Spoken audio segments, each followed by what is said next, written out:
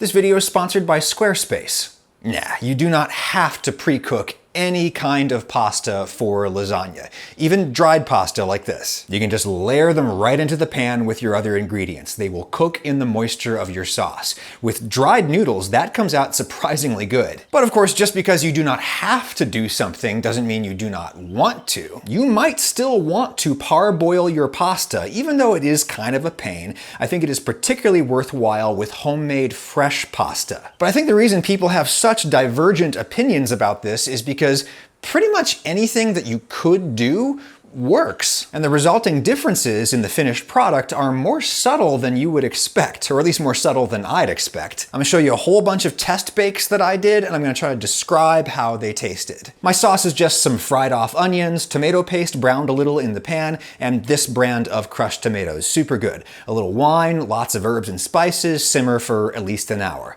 My cheese layer is grated mozzarella into a bunch of ricotta, a bunch of grated Parmesan, eggs, pepper, salt, mix it all up. These are the standard Italian-American lasagna fillings, I'd say, though we would often put ground beef in the sauce. Now, in a way, the most obvious choice of noodle here would be these. Fresh pasta sheets, specifically formulated and shaped to go directly into a lasagna pan with no pre-cooking. You can see they're more like semi-fresh, they're stiffer and less sticky than real homemade fresh pasta. My sense from watching TV is that Brits and other Europeans have had these for a long time. I did not start seeing these in mainstream US supermarkets until a few years ago, and it's usually in the refrigerator cases around the deli section. And what could be easier, right? If you can get these, it's a great weeknight dinner. I'm just kind of underwhelmed by the taste and texture. They come out a little gummy. I'm not a huge fan. Let's go to dried pasta, standard dry lasagna noodles. This is the way my dad taught me to make lasagna. I imagine how his Italian mother taught him. You parboil, partially boil the noodles, pretty much just until they are pliable, maybe half or 2/3 of the cooking time that they give on the package. You then pull them out to ice water to stop the cooking. If you don't shock them like this, they tend to be way too soft in the end, plus they'd stick together as they cooled. All laid out on a towel and use another towel to dry off the top sides. And then if you want, you can trim them so that they'll perfectly fit whatever size pan you're using. And you don't have to throw those trimmings away. Fry them up in a pan with some butter, fresh herbs, top with some cheese, very nice. I usually start with a little sauce to keep the bottom layer of pasta from sticking or drying. Then for all of these tests, I'm doing 1 cup of sauce or cheese for each layer and building 4 total layers. I'm just trying to keep everything standard to isolate the boiling variable. Top with some reserved mozzarella, cover with foil for baking. Let's build an identical lasagna now with dry noodles. The first problem that you're going to run into is that they aren't pliable, so they have to perfectly fit the pan that you plan to bake them in. If you don't, you're gonna have to like snip off the end or break off the end, which is kind of tricky to do without just like totally shattering this thing. The best method that I came up with was to position one finger behind the line that I want to break across and then push outward. Still not great. Bend the noodle over your guide finger and that's better there.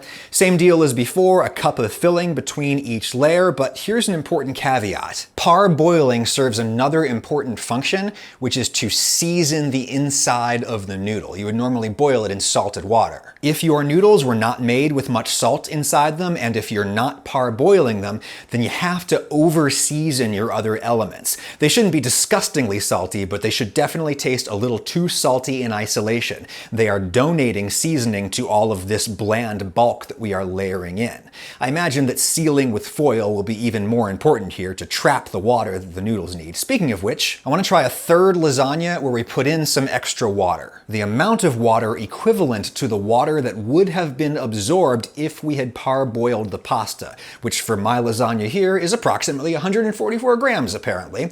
I'll measure out a little more than that because you're going to lose some to evaporation. I probably could have just poured this water directly over the fully assembled lasagna before I baked it, but to be safe, I'll pour it directly onto each pasta layer as I build in little doses, just to be sure that it's evenly distributed. All 3 test lasagnas go into the oven at 400 Fahrenheit, 200 C. I'll uncover after about 40 minutes and give them a second dose of mozzarella on top. 10 minutes later, I'll flip on the top element, the broiler, to brown the cheese, and then here we are. Parboiled, raw with extra water, raw with no extra water. The difference is visually apparent. The dry one looks drier, though not in a bad way, I don't think. Time to taste. Parboiled noodles. That feels like the lasagna I grew up with. The pasta isn't exactly al dente, but it isn't mushy either. Really nice. Here's raw noodles baked with extra water. The noodles are noticeably firmer, but not in a bad way. Raw noodles with no extra water here. I am surprised by how little textural difference there is compared to the one we did with extra water. The texture is virtually identical between them. They're both pleasantly firm. One difference that I did notice was a slightly more concentrated flavor in the dry lasagna, which is hardly surprising. The extra water that we added into this one diluted the flavor a little bit, so next time I'll use salt water. To me, the real test of lasagna is how it tastes the next day, because baked pasta dishes are almost always better reheated. I try to make lasagna the day before I want to eat it so I can reheat it for 20 minutes in the oven and then boom. This is the lasagna that we cooked totally dry.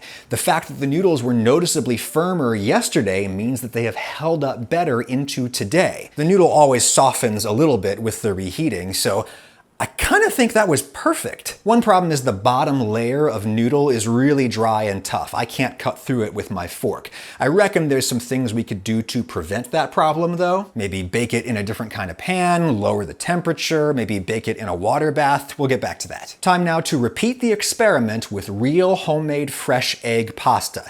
Eggs, a glug of olive oil, and flour. Whisk until you can whisk no more. Get in with your hands and knead until you can knead no more. Knead in basically as much flour as it'll take. You want it smooth, elastic, and only slightly sticky. Cover and let rest in the fridge for a while so the flour can rehydrate. Time to roll, and I think I'm gonna be up late on this one. Good Lord, this is a hard job to do without a second person to help you feed it through.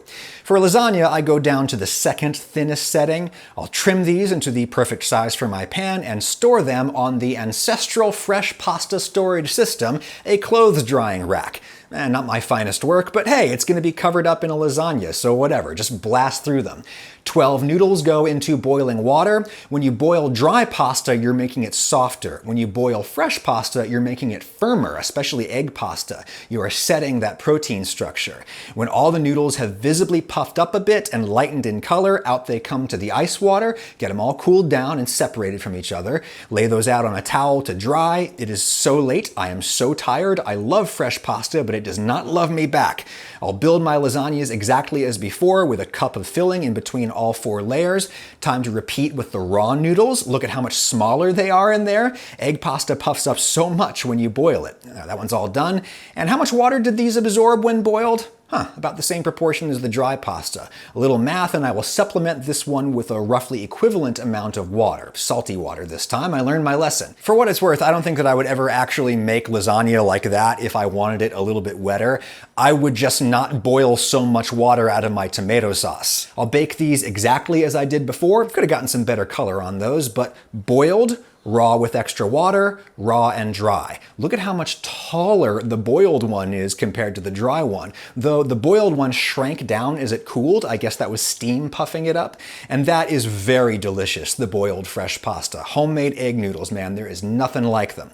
Now check out the raw noodles with extra water. What a nice clean cut we got there. Same deal with the raw and dry one. If I was cooking for Instagram, then clearly I would use the raw fresh egg noodles. But because I'm cooking for my mouth, nah. The fact that those fresh raw noodles cut so smoothly is reflected in their texture. They are a little brittle, they're a little mealy. The boiled fresh noodles were harder to cut because they are more elastic, which I think is the way pasta should be. Now look, if your family has been making lasagna with raw, fresh egg noodles for generations and you love it, please don't think that I'm trying to tell you you're wrong. I mean, this is just what I like. I'm just here to tell you that there definitely is a noticeable difference between boiled fresh noodles in lasagna and raw fresh noodles in lasagna. Though again, there's hardly any difference at all between the one cooked with extra water and the one cooked dry. That is interesting. I just didn't really like either of them. Again, there's just that kind of mealy texture. Those noodles also felt a little leathery to me in some spots and a little bit gummy in others. Not a fan. If I'm gonna go through the Herculean effort of making fresh pasta from scratch for my lasagna, I'm gonna do it the way I want it. And the way that I want it is boiled. And if you are bothered by that messy cut, do the trick that I'm pretty sure a lot of restaurants use, which is to chill the lasagna overnight. It's now very firm and you can get a very clean cut on it. Reheat it covered for about 15 minutes, uncover, and then you can freshen up the appearance with a little more cheese on top, melt and broil until brown, and there you go. A ton of work, but I don't think lasagna gets much better than that. However, the fact that raw, dry lasagna noodles got me such good results makes me wonder if I couldn't come up with a weeknight lasagna recipe that I would really like. I'll get back to you on that. But I can tell you right now that you can make a delicious website on a weeknight with Squarespace. Their beautiful, easily customized templates are the raw pasta on which you build your lasagna straight out of the box. And unlike lasagna, you can put a Squarespace site in your pocket. Check out how great the templates look on mobile. A website is a place to tell the world about what you do and what you have to offer. That could be anything from food blogging or podcasting to building a full restaurant menu with an open table block for reservations. You can make something like this in the time that it takes to make lasagna easily, and you can start for free at squarespace.com. But when you need to pay for something like a custom domain or to take your site live, think of Old Man Ragusia and use my link and code in the description. You'll save 10%. Thank you, Squarespace, and thank you, lasagna. I owe much of my present career success to you. We've had some good times, you and I.